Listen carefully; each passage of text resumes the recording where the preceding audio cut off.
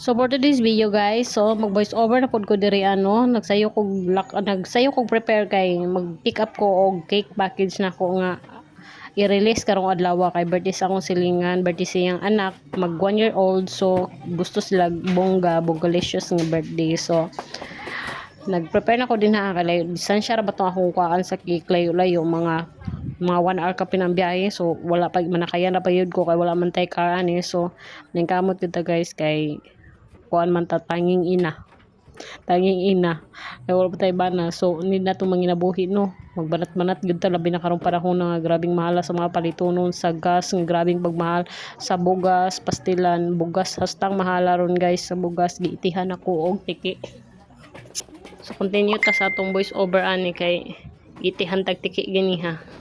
Malas daw nang iti sa tiki or unsa ba, gigapoy na siguro ang tiki sig paminos ako, sige ra kong ilis-ilis aning, sige ra kong delete sa akong voice over kay wa pud ko kasabot.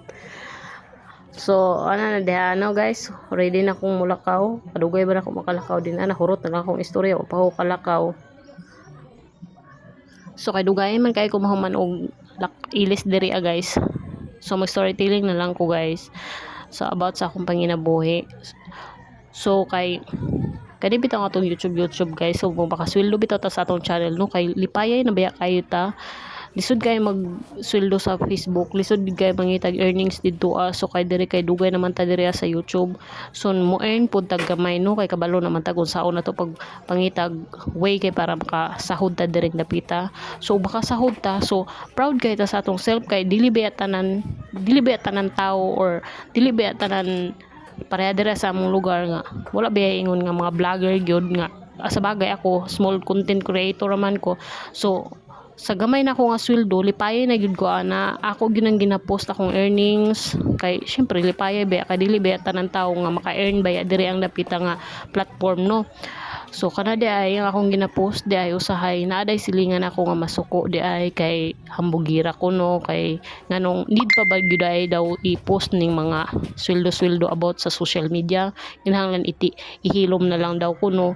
Pero sa part baya nato nga ga-vlog ta kadili ta sikat, lipayay na baya tag maka-earn ta og $100 5K na baya na. So lipayay na kaayo ta kay sideline naman pud na nato, dili man pud ingon nga kana lang gyud atong gisaligan. Naa gyud ay tawo nga for example kanang niangat ka dili gyud tanan malipay, so naaday uban ana nga ang success sa uban ginakalagot ginakalipay nimo ginakalagot nila. So ingana gyud na yung kinabuhi no sa tawo no.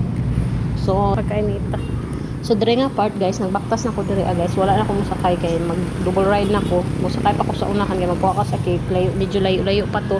So gibaktas ko na lang ni paingon sa bodega guys no, kay para makatipid ko kay sige na ako sakay, mahal na kayo ang pamasahe, mahal ang gasolina, mahal ang pamasahe. So kung magsige pa ko sakay wa na ko giginan siya kun.